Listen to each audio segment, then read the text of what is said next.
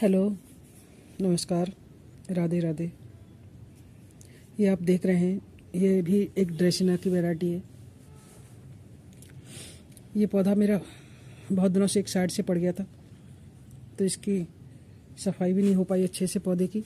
ये बंदरों ने नीचे गिरा दिया था टेरेस पे से, तो ये एक साइड से कोने में गिर पड़ा था, तो वहीं पे पड़ा रहा। आज मैंने उठा के इसको लाई हूँ पौधे को। इसके पत्ते बहुत सूख चुके हैं, ये जगह जगह से पत्ते सूख रहे हैं। इनको साफ़ करूँगी मैं। बंदर बहुत नुकसान करते हैं, यहाँ आ जाते हैं तो एक साथ बंदर आते हैं कहीं कहीं। ऊपर से गिरा के पौधा तो नहीं टूटा था, लेकिन गमला पूरा ही टूट गया। इस तरह से ये गमला पूरा टूट गया है। अब इस गमले को मैं दूसरे में शिफ्ट करूँगी। गमला भी ज़्यादा पुराना नहीं था, और ये पूरा ही तोड़ गया है। पौधा भी इस तरह का हो गया है, पूरा सूखा सूखा। अब मैं इसकी सारी सूखी पत्तियां निकाल दूंगी। निकाल के इस पॉट को मैं बदल दूंगी। प्लांट को मैं दूसरे पॉट में शिफ्ट करूंगी। पहले मैं इसकी पत्तियां निकालूंगी, जितनी भी सूखी हैं उनको।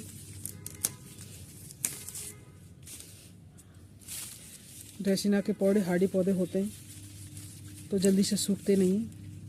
इसमें पानी भी नहीं मिला है कई दिनों से, तो यूँ करके पत्ते सूख गए। कुछ पत्ते पक भी जाते हैं तो भी सूख जाते हैं। नीचे से जो पत्ते ज़्यादा दिन के हो जाते हैं तो वो पक के सूखते रहते हैं,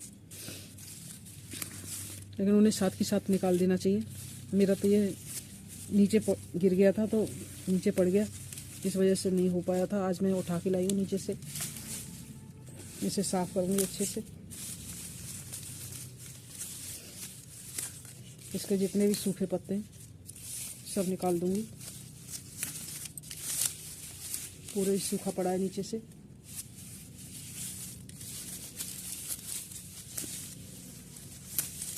इसमें चींटियां भी भर गई हैं बहुत ज़्यादा। जिस जगह पर पड़ा था वहाँ से चींटियां भर गई। कोने में नाली के पास था, तो नाली के पास से मच्छर कीड़े चींटियां हो ही जाते हैं बहुत ज़्यादा।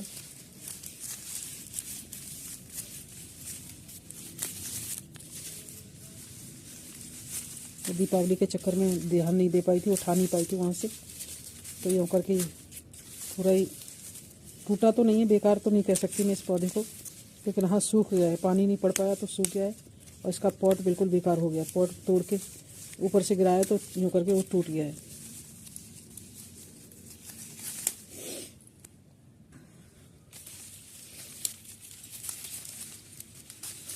इस तरह से मैं इनके पत्तों को साफ़ कर देती हूँ, फिर दूसरे पॉट में शिफ्ट करती हूँ।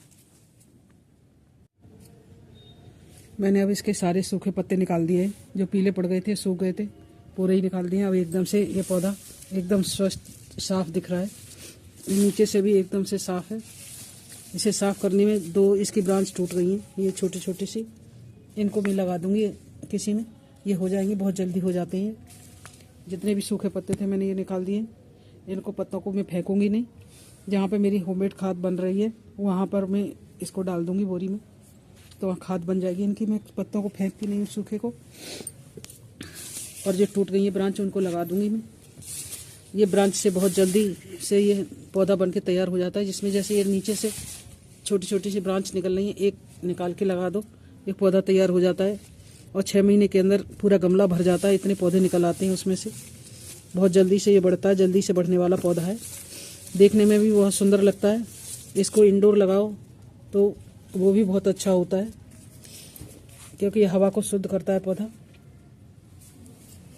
इसलिए बहुत ही देखने में भी बहुत सुंदर होता है, और हवा को शुद्ध करने वाला पौधा होता है ये।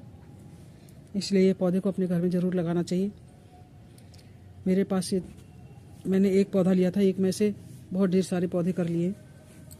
इसी तरह से अलग अलग इनमें से जब ज़रूरत पड़ती है तो किसी को देने की, तो ऐसे ही निकाल के मैं दूसरे में शिफ्ट कर देती हूँ, तो पौधा बन के तैयार हो जाता है। 1 महीने में पौधा तैयार हो जाता है। जड़ तो इसकी बहुत जल्दी फूट आती हैं, 15-20 दिन में जड़ फूट आती है। 1 महीने में बन के पौधा तैयार हो जाता है। अब मैं इसके पॉट को शिफ्ट करती हूँ, मिट्टी निकाल के। पौधा तो मैंने साफ़ कर दिया, और इसके ये पॉट शिफ्ट कर देती हूँ, क्योंकि पूरा ही पॉट टूटा हुआ है। ये रखने लायक भी नहीं है, उठाने में भी टूट जाएगा ये।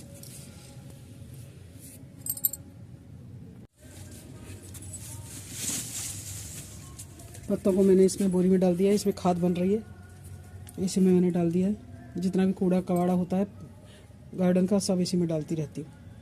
ऊपर से थोड़ा सा पानी छिड़क देती हूँ, सो जल्दी से सड़ जाएगा। ये ब्रांच जो टूट गई थी मैं इनको लगा देती हूँ, नहीं रखी रखी सूख जाएंगी ये। मैं एक में ही तीनों लगा दूंगी। जब इनकी जड़ें फूट आएंगी तो इनको अलग अलग शिफ्ट कर दूंगी।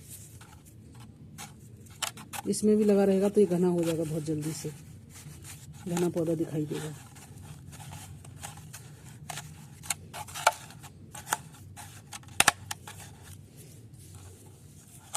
इसमें मैंने लगा दिया, ये जो टूट गई थी पानी दे देती हूँ। ये कभी सूखेंगी नहीं, सूखती भी नहीं है, मरती भी नहीं है, बहुत जल्दी जड़ फूटती है।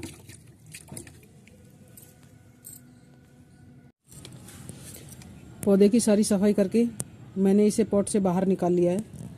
ये पॉट मैंने अलग कर दिया इसका। इसकी जड़ें बहुत ज़्यादा भर गई हैं, ऊपर भी बहुत जड़ें, और ये नीचे से भी ये जड़ों से भर गया है। अब मैं इसकी थोड़ी थोड़ी मिट्टी की छटाई कर देती हूँ, जिससे कि इसकी रूट कम हो जाए। कुछ ऊपर से छांट दूँगी, कुछ नीचे से, इस तरह से। यहाँ से ये पौधे मरते नहीं हैं, जड़ भी खुल जाए तो भी नहीं मरते हैं। इसकी मिट्टी को मैं निकाल देती हूँ पूरी को। जड़ कट जाएंगी थोड़ी थोड़ी, इनकी जड़ें तो फिर हो जाती हैं बाद में।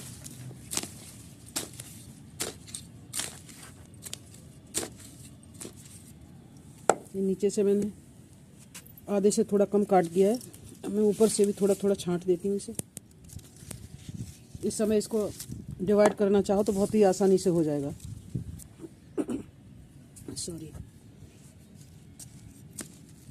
क्योंकि इसमें ढेर सारे पौधे हैं, बहुत छोटे छोटे भी बेबी प्लांट हैं इसमें। मुझे ज़रूरत नहीं है तो मैं इसको डिवाइड नहीं कर रही हूँ। ये इसी में बड़े होते रहेंगे और घने हो जाएंगे। मैं चारों तरफ से इसकी मिट्टी को काट देती हूँ।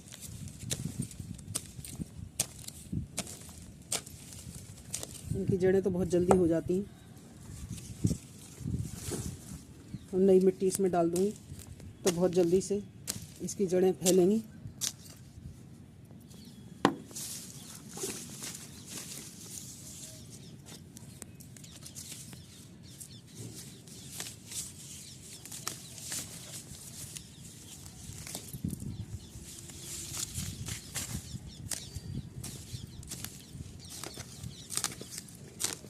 इन पौधों में फंगस भी ज़्यादा नहीं लगती है, बस नीचे से पत्ते इनके साफ करते रहें, पीले पत्ते होके जड़ों में इकट्ठे न हो पाएँ। पत्तों को काटते रहें साथ ही साथ जो पीले पड़ जाएं, क्योंकि इसमें समय समय पर पतझड़ भी होता है हर पौधे का। इसलिए इसके जो पीले पत्ते होते हैं उन्हें हटा देना चाहिए। मैंने ये पूरा ही छांट दिया, थोड़ी सी ही मिट्टी बची है इसमें। इस तरह से मैंने कर दिया इसको। ये मिट्टी निकाल दी है, जो मोटी मोटी जड़ें थी वो भी कट गई। अब मैं इसको पॉट में शिफ्ट कर देती हूँ। पॉट तो ये भी टूटा हुआ है लेकिन ये मजबूत है, तो इसमें मैं शिफ्ट कर देती हूँ। पहले रख के देख लेती हूँ कितने बीच में आएगा, उस हिसाब से इसमें मिट्टी भरूँगी।